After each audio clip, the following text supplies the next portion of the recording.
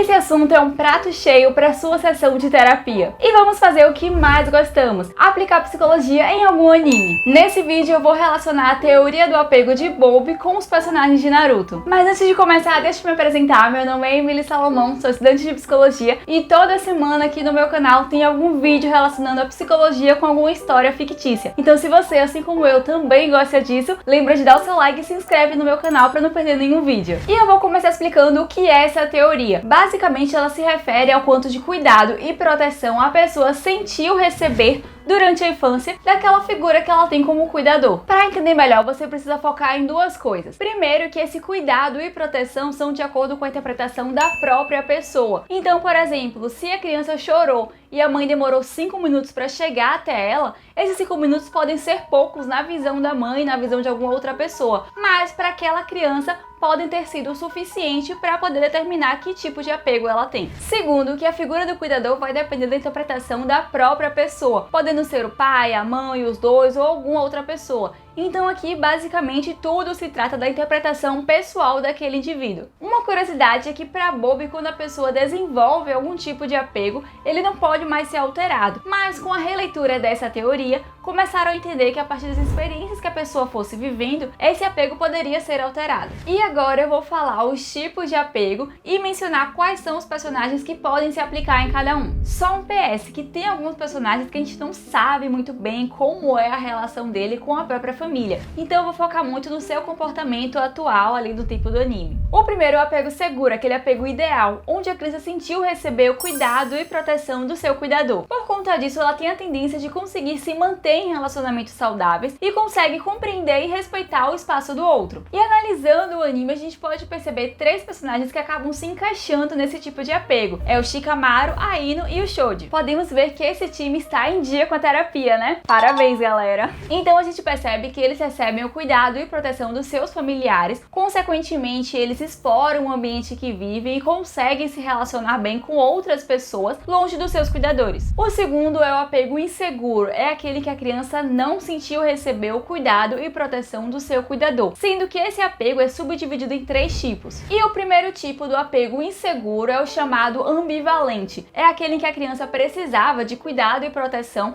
e horas ela teve, horas não teve. Isso pode acabar gerando uma instabilidade emocional no indivíduo, podendo até ocasionar uma dependência emocional nele. Esse tipo de apego é aquele em que a pessoa recebeu mensagens contraditórias, aquelas mensagens duplo vinculadas, em que ora a pessoa diz que ama, mas ao mesmo tempo está fazendo mal. A gente pode relacionar isso com a Sakura, que está completamente apegada e apaixonada pelo Sasuke, sendo que ele está ali fazendo atrocidades com seus amigos e com ela mesma. Essa é até uma das diferenças entre a Ino e a Sakura, porque as duas eram apaixonadas pelo Sasuke na época do colégio, sendo que ele não dava bola para nenhuma das duas naquele período. Mas conhecendo outras pessoas, a Ino acabou deixando o Sasuke em segundo plano, e a Sakura não, ela continuou ali completamente apaixonada e apegada a ele. O segundo tipo de apego inseguro é aquele chamado esquivo, onde a criança nunca recebeu cuidado ou proteção do seu cuidador. Isso pode acabar gerando uma falsa independência, onde o indivíduo ele não gosta de se relacionar com outras pessoas. É, por exemplo, aquela pessoa que acaba confiando mais em si do que nos outros. É, por exemplo, o Sasuke, que tinha ali toda a sua família, todo o seu clã, e de uma hora para outra perdeu tudo e ficou completamente sozinho, e tudo por conta do seu próprio irmão. Nesse aqui a gente tem até um exemplo de que essa teoria não é uma regra absoluta, porque, por exemplo, o Naruto, ele também nunca recebeu cuidado e proteção dos seus cuidadores, até porque ele não tinha nenhum cuidador ali quando ele era criança. E mesmo assim ele tinha uma trajetória e um modo de pensar diferente do Sasuke. Aqui tem até aquela ideia de que fatores intrínsecos e extrínsecos acabam interferindo na sua personalidade, ou seja, quem você é intrinsecamente e as experiências que você viveu vão acabar afetando o seu modo de agir e de pensar. E o terceiro e último tipo de apego inseguro é o apego desorganizado. Ele geralmente acontece naquelas famílias em que a criança passa por maus tratos, sofre agressão física ou faz uso de substâncias indevidas. Isso pode fazer com que a pessoa se torne explosiva em momentos de discussão, podendo até causar algumas psicopatologias. Um dos personagens que eu consegui relacionar um pouco com esse tipo de apego foi o Orochimaru. A gente não tem muitas informações sobre a sua relação com os seus familiares e nem quem era a figura do seu cuidador para ele, mas a gente sabe que ele cresceu em meio à guerra nesse ambiente violento e foi justamente nela que ele perdeu alguns membros da sua família. E isso acabou afetando a sua personalidade, começando a ter algumas atitudes cruéis